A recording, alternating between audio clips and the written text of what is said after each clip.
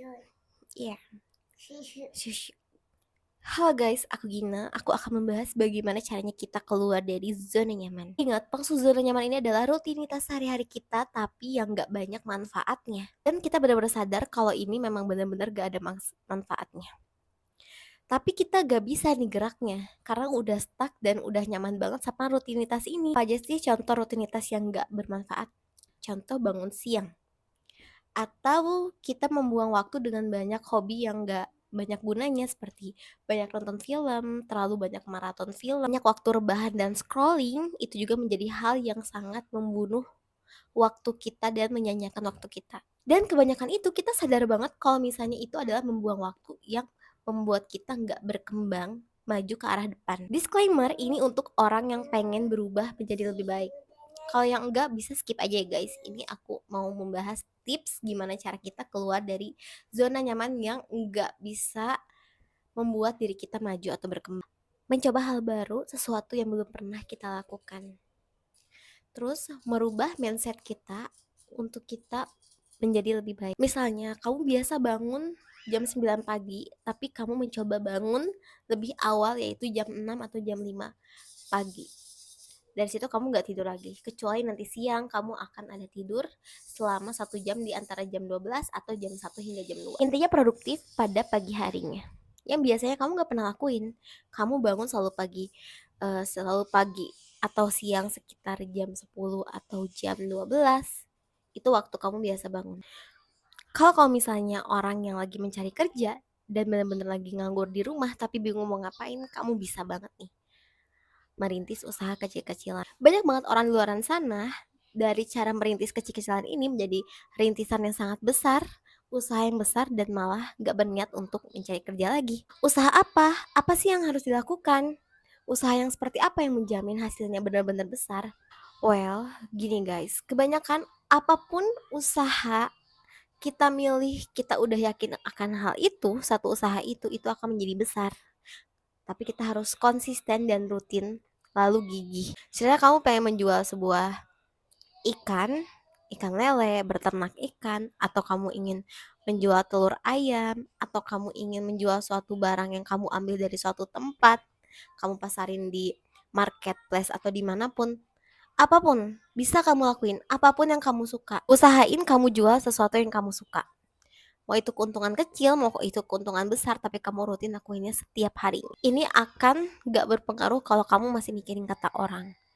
Nah, poin berikutnya adalah mendengarkan kata orang. Hidup kita diatur oleh diri kita sendiri.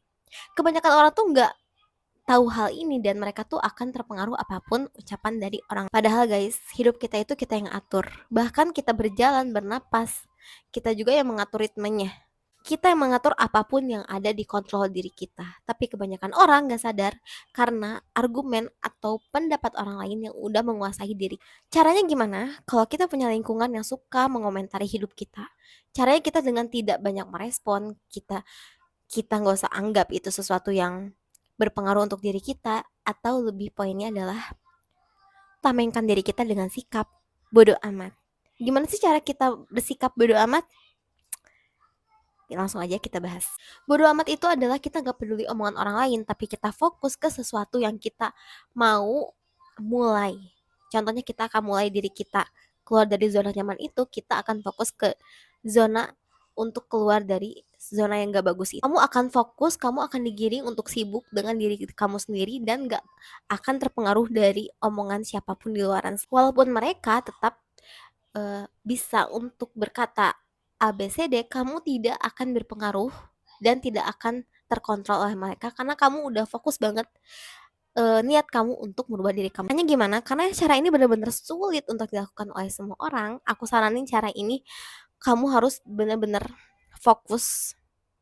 Kamu harus punya waktu untuk bermeditasi atau merenung beberapa waktu untuk bisa fokus mikirin diri kamu sendiri. Jadi fokus di otak kamu, fokus di pikiran kamu adalah untuk berpikir diri kamu ingin berkembang, diri kamu ingin maju, diri kamu ingin menjadi lebih baik. Aku gak akan peduli omongan orang lain. Lanjut ke manifesting ya. Jadi afirmasi itu penting untuk membuat sifat bodoh amat. Gimana caranya? Ayo kita bahas. Misalnya kamu gak bisa fokus untuk memikirkan diri kamu sendiri. Terus apa sih yang kamu, ini cara paling ampuh untuk merubah bagaimana arah negatif di otak kamu untuk teredam dengan arah positif di otak kamu.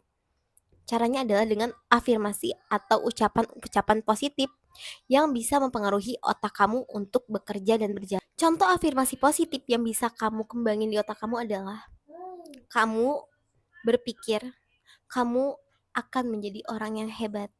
Kamu adalah orang yang paling sempurna dibandingkan orang-orang di sekitar kamu. Kamu orang yang paling baik, kamu orang yang hebat, kamu orang yang cantik, kamu orang yang bisa melakukan apapun, kamu orang yang akan sukses, kamu orang yang sangat luar biasa, dan kamu akan mendapat keberuntungan yang sangat hebat. Jadi banyak afirmasi yang harus kamu ucapkan ke diri sendiri, mau dalam hati, mau kamu ucapkan secara langsung di depan cermin yang ada di dekat kamu untuk membuat hidup kamu lebih baik. Afirmasi ini cocok banget dilakuin bagi kalian yang memang susah fokus untuk memikirkan diri kalian sendiri, atau utama memikirkan diri kalian sendiri, atau selalu mikirin omongan orang. Ini bagus banget untuk itu. Tapi bagi orang yang udah langsung to the point, mau fokus ke diri sendiri tanpa keganggu dengan omongan orang lain dari awalnya, otaknya udah mikir gitu, gak usah dengan afirmasi ini juga gak apa-apa. Kamu udah bisa langsung berjalan ke arah tujuan yang tadi kamu udah pikirkan, yaitu keluar dari zona nyaman. Ingat ya, orang lain itu gak bisa untuk mengurusi hidup kamu, tapi kamu yang harus mengurusi hidup kamu sendiri. Dan itu memang sulit banget guys, gak semua orang tuh sadar untuk melakukan. Poin yang untuk mengembangkan diri sendiri tuh tentang pekerjaan aja gak sih? Ternyata bukan.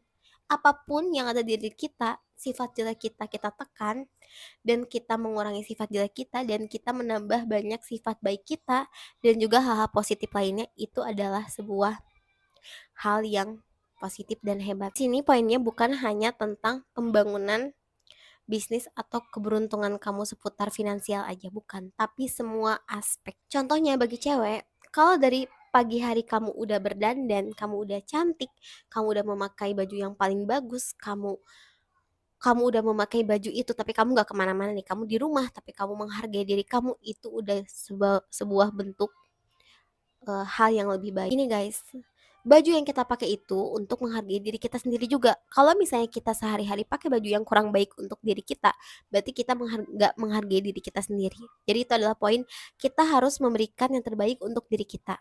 Ya, mau itu pakaian, mau itu make up, skincare, mau itu hal-hal positif lain untuk membangun diri kita, kita harus memberikan yang terbaik dalam hal itu. Sekarang poinnya jatuhnya ke self love ya, atau mencintai diri kita sendiri. Kalau kita mencintai orang lain tuh biasanya akan spontan dan langsung. Tapi kalau untuk mencintai diri sendiri itu agak sulit, karena kita harus mencari diri kita yang sebenarnya itu seperti apa. Nanti aku akan bahas part 2. Kalau kalian suka dengan konten aku, jangan lupa ya untuk follow konten aku. Terima kasih. See you next time.